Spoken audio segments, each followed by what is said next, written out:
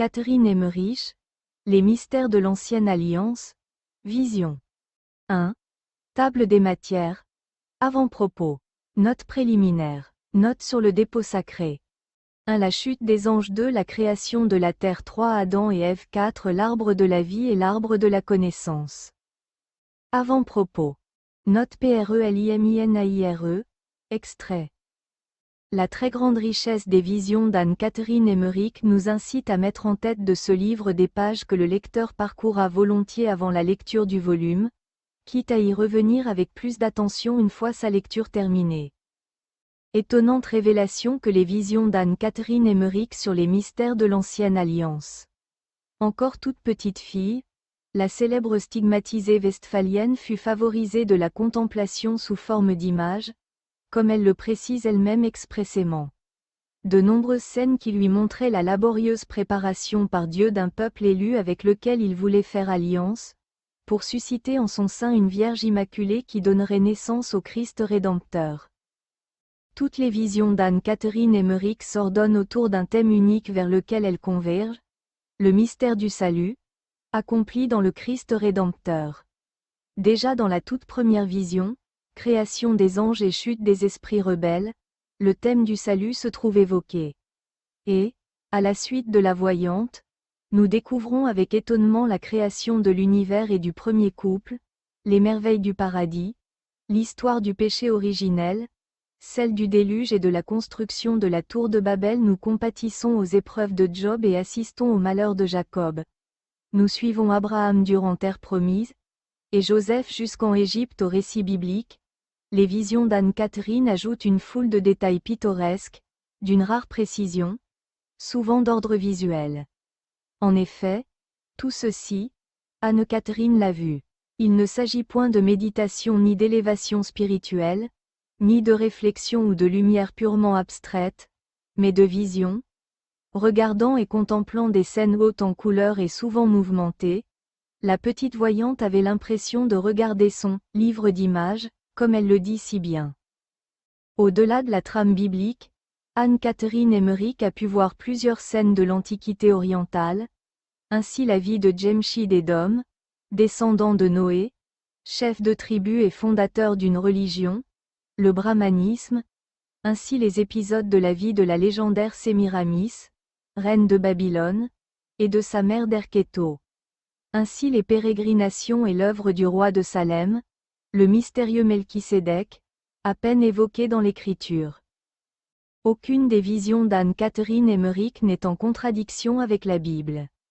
Et l'histoire, l'archéologie, ont corroboré les révélations de la stigmatisée, bien après sa mort, l'utilisation de l'hémione comme animal de trait, la technique de la voûte en berceau à Babylone au Hayé millénaire avant Jésus-Christ, l'emploi de mosaïques et de fresques en Mésopotamie, la construction de pyramides pour des cultes astrologiques et orgiaques en Égypte, l'existence et l'œuvre religieuse du faux prophète homme. Tout cela, l'archéologie l'a découvert, parfois longtemps, après qu'Anne-Catherine Emmerich en eût fait mention. Car elle voyait, elle participait à la vision divine, elle abolissait l'espace et le temps, charisme prodigieux, unique dans l'histoire de l'Église. Note sur le dépôt sacré. Créant Adam, Dieu dépose en lui une bénédiction destinée à être transmise de génération en génération. Cette bénédiction est certes une réalité spirituelle, mais aussi un objet concret. Au moment où Adam est près de pécher, Dieu lui retranche, à l'aide d'une lame recourbée, ce dépôt sacré. Les visions d'Anne-Catherine Emmerich nous montrent ce dépôt sacré comme support concret d'une double réalité.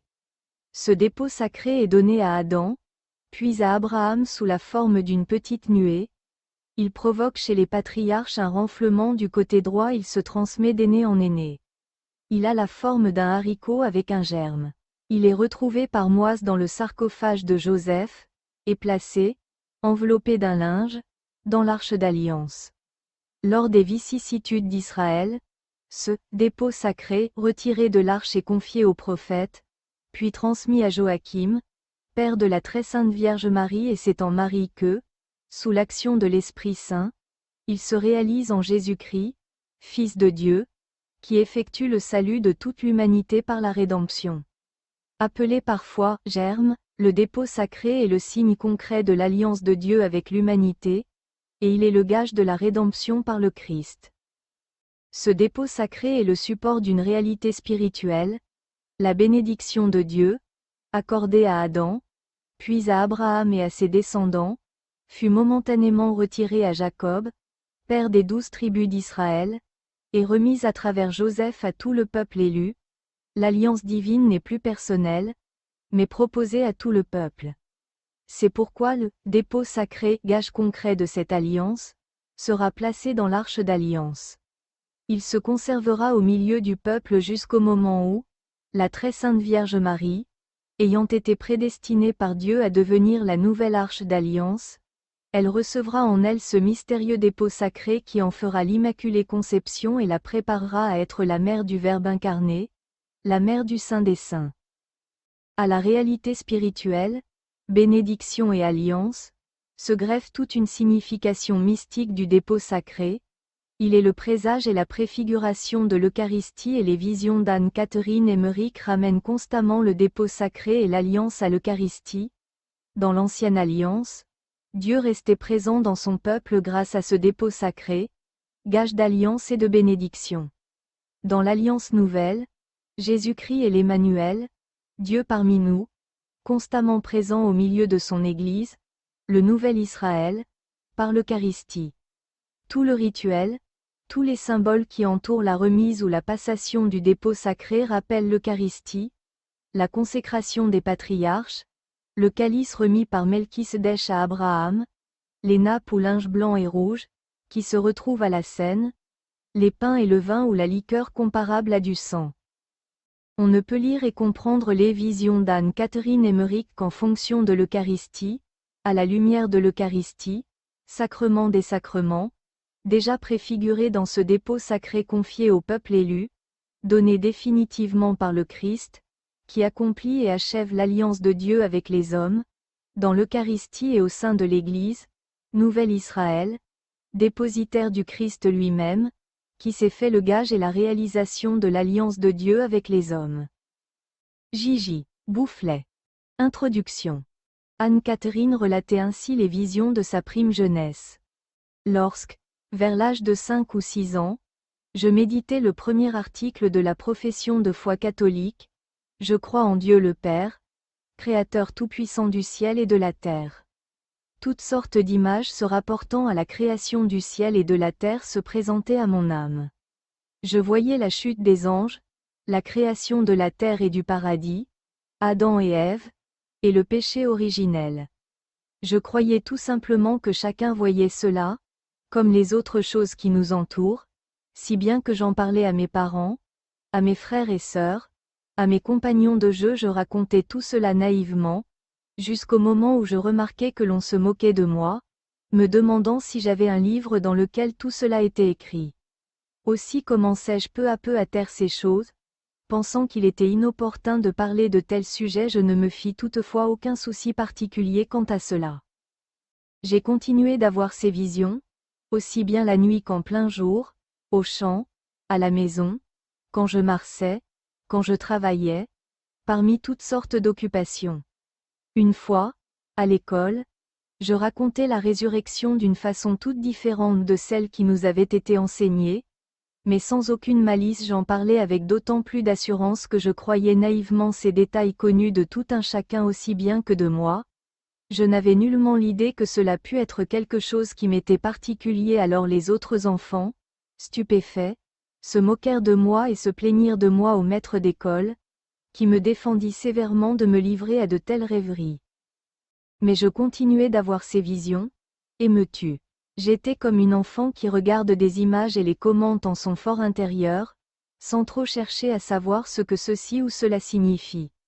Comme j'avais eu plusieurs fois l'occasion de voir des images conventionnelles de saints, ou des représentations de scènes bibliques, figurées tantôt d'une façon et tantôt d'une autre, souvent contradictoires, sans que cela eût changé quoi que ce soit dans ma foi, je considérais que mes visions étaient mon livre d'images, et je les contemplais paisiblement, ayant toujours cette pensée présente à l'esprit: tout pour la plus grande gloire de Dieu.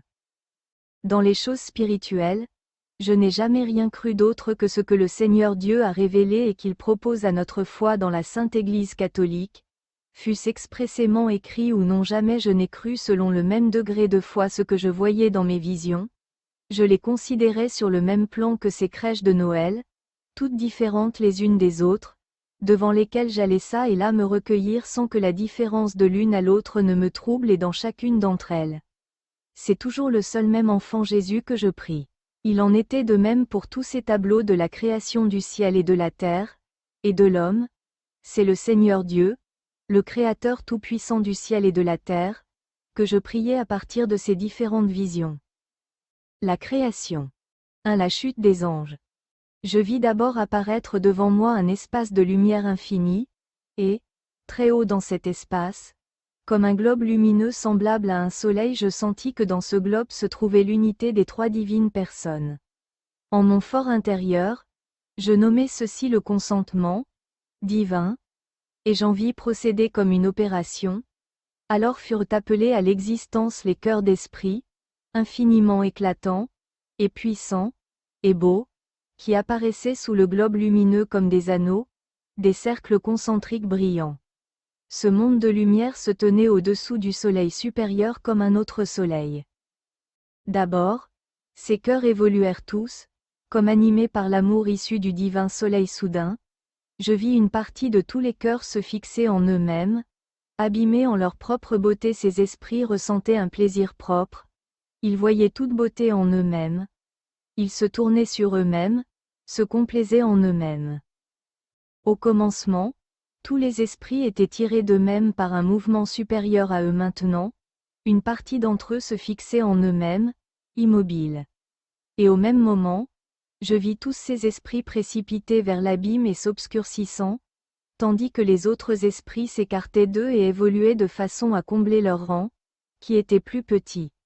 Mais je ne vis pas ceci comme s'ils les pourchassaient en sortant du cadre de la vision, tandis que les premiers s'immobilisaient et tombaient, les autres, toujours en mouvement, occupaient leur rang, et tout ceci était une même chose.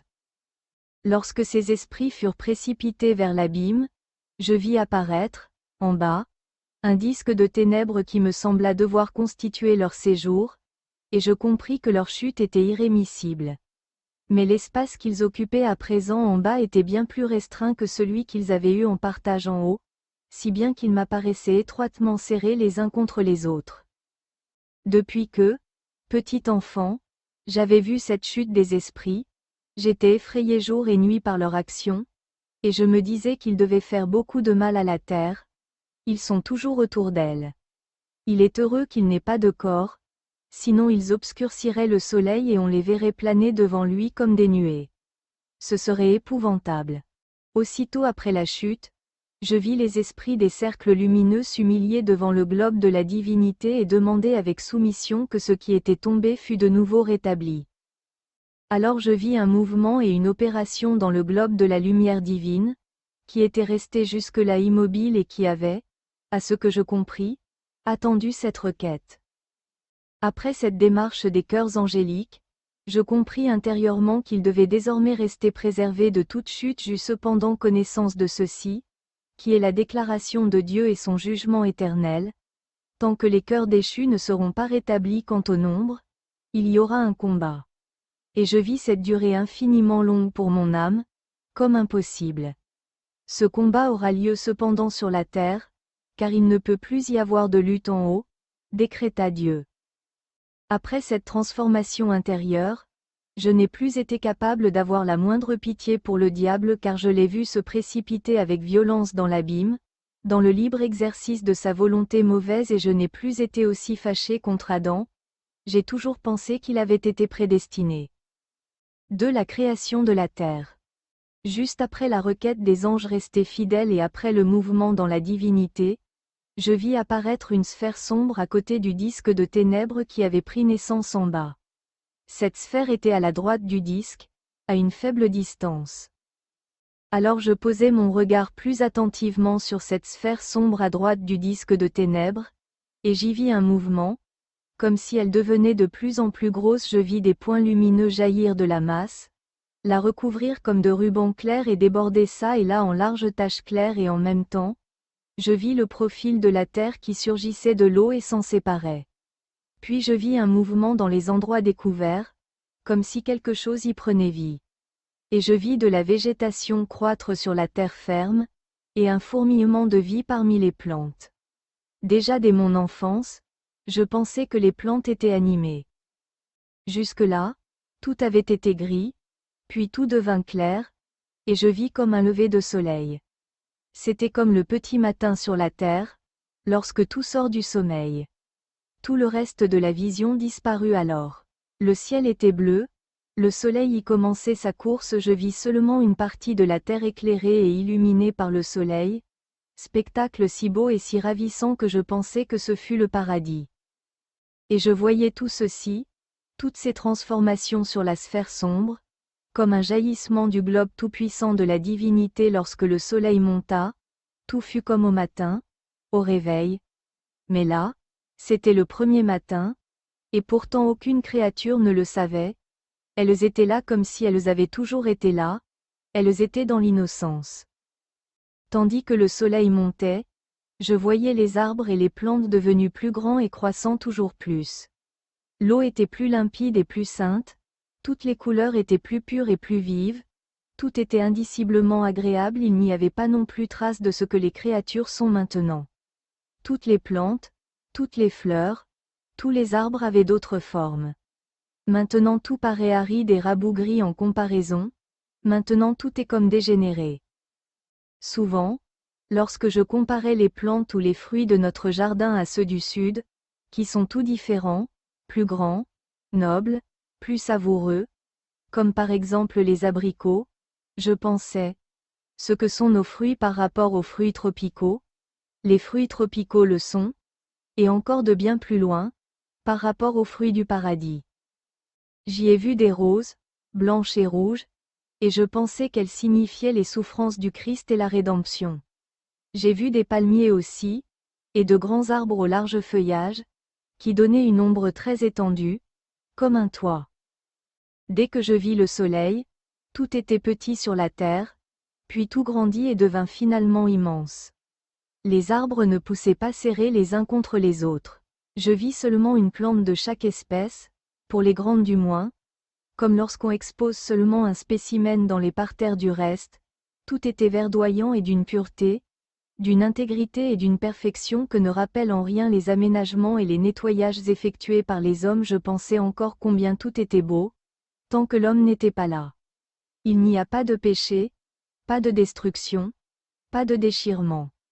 Ici, tout est intègre et saint ici, rien n'a été soigné et guéri ici, tout est pur, rien n'a eu besoin de purification.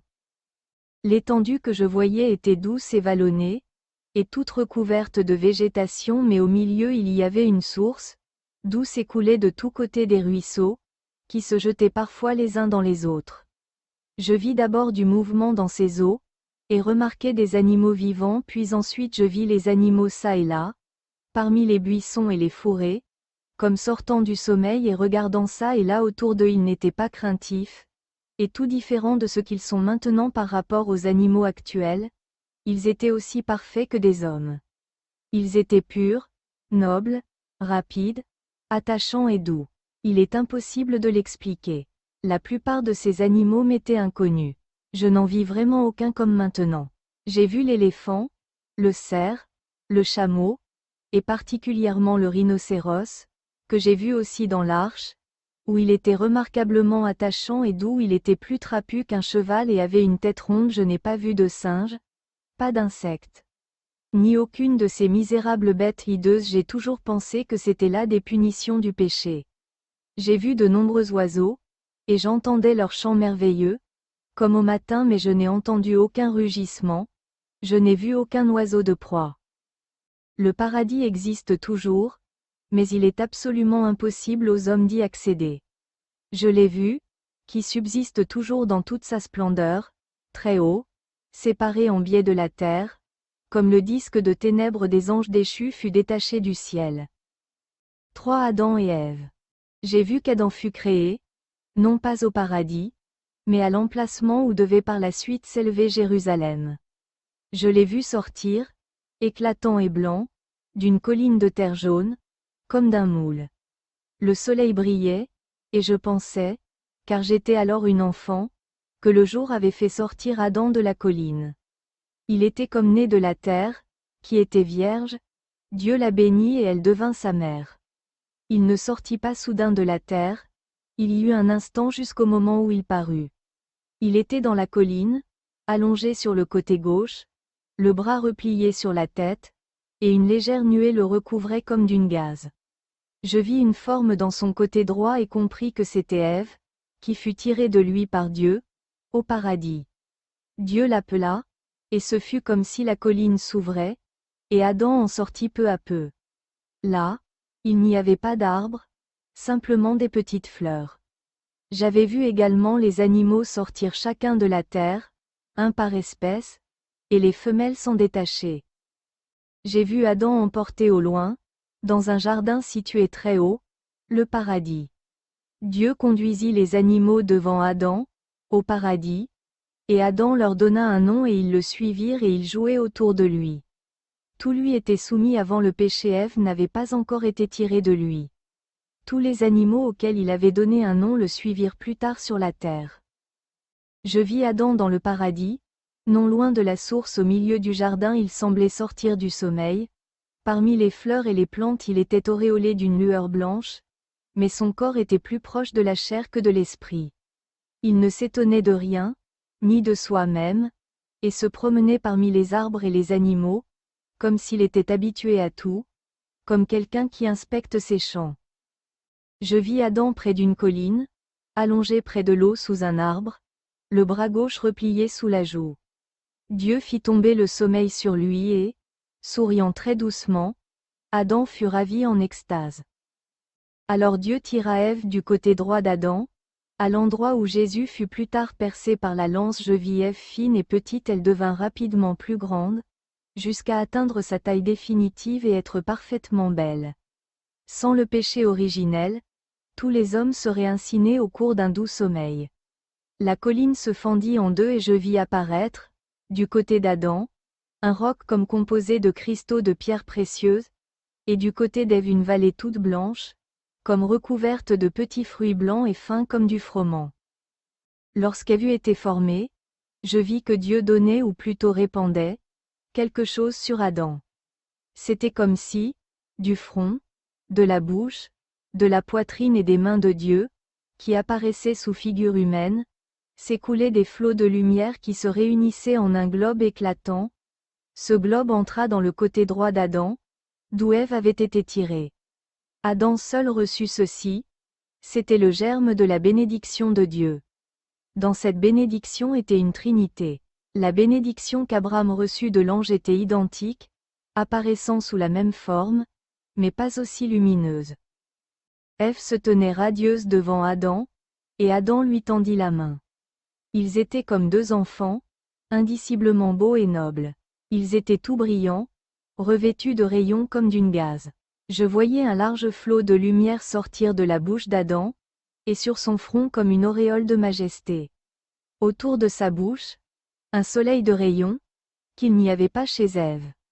Je vis leur cœur, exactement comme celui des hommes maintenant, mais des rayons enveloppaient leur poitrine, et au milieu du cœur de chacun je voyais une auréole brillante, dans laquelle se tenait une petite figure qui semblait serrer quelque chose dans la main. Je pense que cela représentait la troisième personne de la divinité. De leurs mains et de leurs pieds aussi je vis jaillir des rayons lumineux. Leurs cheveux retombaient de la tête en 5 mèches lumineuses, 2 à partir des tempes, 2 derrière les oreilles et une de l'arrière de la tête.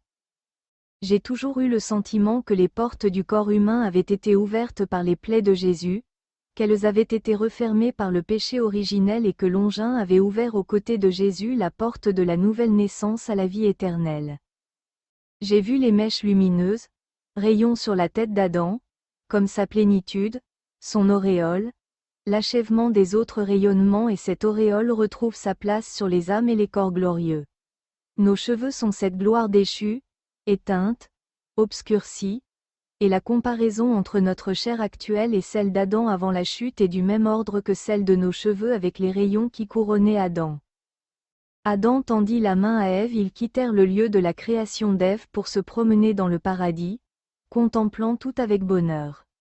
Ce lieu de la création d'Ève était le plus élevé du paradis, tout y était splendeur et lumière, plus que partout ailleurs.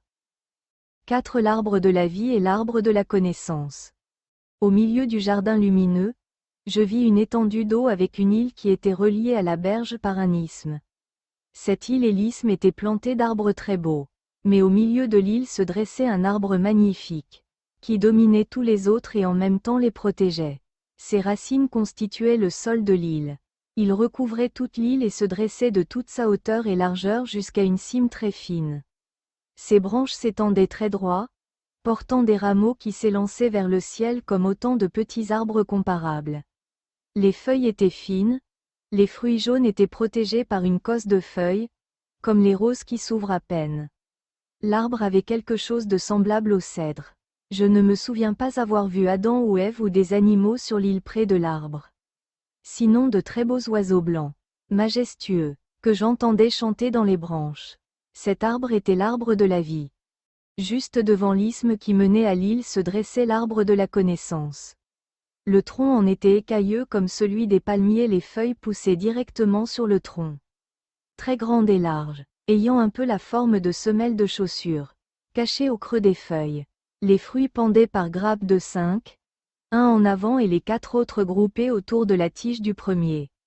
Les fruits, jaunes, avaient moins l'aspect d'une pomme que celui d'une poire ou d'une figue. Ils avaient 5 côtes et leurs germes ressemblaient à un nombril. L'intérieur de ces fruits était mou comme celui des figues, couleur de sucre brun, avec des veines rouges sang. L'arbre était plus large en haut qu'en bas. Il jetait des branches qui s'enfonçaient profondément dans la terre. Je vois encore cette espèce d'arbre dans des pays chauds. Il jette en terre ses branches, comme des pousses, qui s'enracinent et forment de nouveaux arbres, qui se reproduisent de la même façon, si bien qu'un tel arbre constitue souvent un abri sur un grand espace qu'occupent de nombreuses familles. À quelque distance de l'arbre de la connaissance, sur la droite, je vis une petite colline arrondie, doucement inclinée, constituée de cristaux rouges lumineux et de toutes sortes de pierres précieuses. Elle était garnie de degrés en forme de cristaux. Tout autour d'elle croissaient des arbres élancés, suffisamment hauts pour cacher quelqu'un qui se fût trouvé sur la colline. Des autres plantes et végétaux poussaient alentour. Ces arbres et ces plantes avaient des fleurs et des fruits vivaces et multicolores. À quelque distance de l'arbre de la connaissance, sur la gauche, je vis une dépression, une petite vallée. Elle était couverte comme d'une terre blanche, délicate, ou de brume, et de fleurettes et de grains blancs. À cet endroit aussi croissaient toutes sortes de plantes, mais elles étaient sans couleur et portaient quelque chose qui ressemblait plus à de la poussière qu'à des fruits. C'était comme si ces deux endroits avaient une relation entre eux, comme si la colline devait être déposée dans la vallée. Elles étaient comme la semence et le champ. Ces deux endroits me parurent sacrés. Je les voyais tous deux lumineux, surtout la colline. Entre eux et l'arbre de la connaissance poussaient toutes sortes de petits arbustes et de buissons. Tout ceci, comme du reste toute la nature, était comme transparent et en lumière. Ces deux endroits étaient les lieux de séjour de nos premiers parents. L'arbre de la connaissance était comme une séparation entre eux. Je pense que Dieu leur a attribué ces lieux après la création d'Ève et au début, je les vis assez peu se promener ensemble. Je les voyais se promenant chacun à sa place, sans aucune convoitise. Les animaux étaient d'une grâce inexprimable, tout lumineux, et servaient Adam et Ève. Chaque animal, suivant son espèce, avait son séjour, son gîte, ses sentiers, ses limites, et tous ces cercles d'évolution renfermaient en eux un grand mystère d'ordre et d'harmonie divine.